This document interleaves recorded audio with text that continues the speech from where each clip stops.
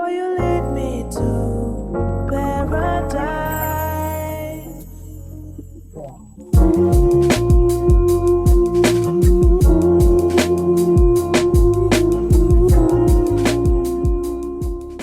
Hey, what's going on, everybody? My name is Curtis, and today I'm going to review Season 13, Episode 1 of Love and Hip Hop ATL. The episode starts off with Scrappy, Rennie, Lil Zane, Erica Banks, Spice, Jock, and Rasheeda rapping, and they're actually introducing the season in the music video form, and I thought that was actually kind of cool.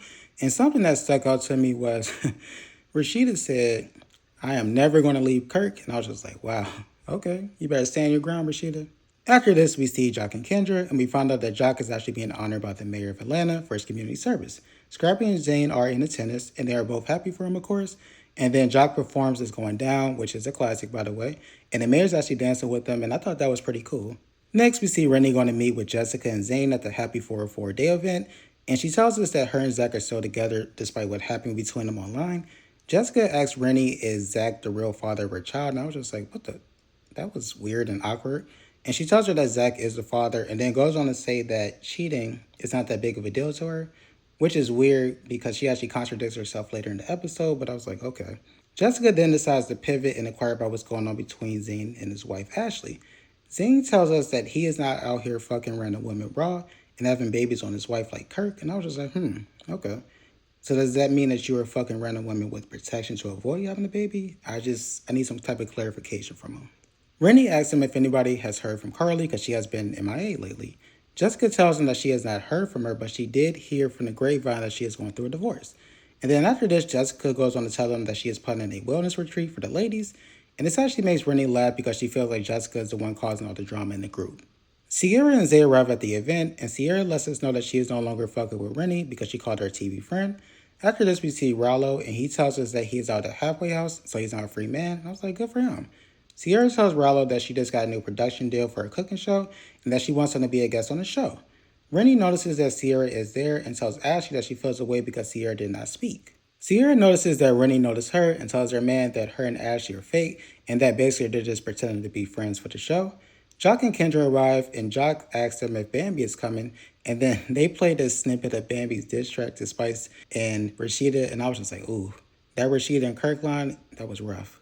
After this, we see Spice at a photo shoot, and she is talking about the diss track that Bambi made, and she tells us that she's not bothered because her song is currently #1. After this, we see Rasheeda. She arrives at the photo shoot, and the two of them, they talk more about Bambi's diss track. And I did laugh when they showed the flashback, and Spice said that Bambi only has 11 listeners on Spotify. I was like, that was fucked up. Spice tells Rasheeda that she's not going to let Bambi's diss track get to her, and instead she will focus on her song that's actually charting, because she said Bambi's shit is not charting at all. And after this, Rasheeda inquires about the wellness retreat, and Spice tells her that she is considering going. Rasheeda tells her that she's not really sure she's going to go, based on all of the drama that's happening within the group. After this, we see Scrappy and Britt. They go to a farm to film a music video, and he reveals that they were able to move past the situation that happened with Shakira. And at this time, Britt asks him, are we exclusive? Because she says she's been exclusive. And he says, yeah, of course we are exclusive. And let me say this, Britt, she is beautiful. Like, she is stunning. But Scrappy, he does bring up his mom, and she says that she wants him to put a good word in for her to prevent having any drama with Mama D. And I was just like, good luck with that. Next, we see Bambi and Ray going to meet Jessica at the bridal store so Bambi can try on bridal gowns. Jessica and Bambi tell Ray that he has to leave, and then Bambi tries on the dress, and she looks really pretty. Jessica is being very supportive, and Bambi actually starts crying. And so Jessica, she does pivot at this point, and she brings up the diss track, and Bambi explains why she decided to diss Spice, and begins to insinuate that Spice may be buying her streams. Jessica then pivots again and invites Bambi to the wellness retreat, and Bambi tells her that she's going to go, but she's going to keep her distance.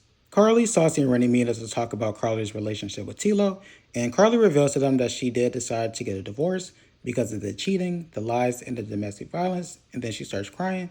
And I felt bad for Carly because I believe she went through this before with that guy Mo. And then Rennie, she gives her words of encouragement, and I honestly feel like she was coming from a genuine place.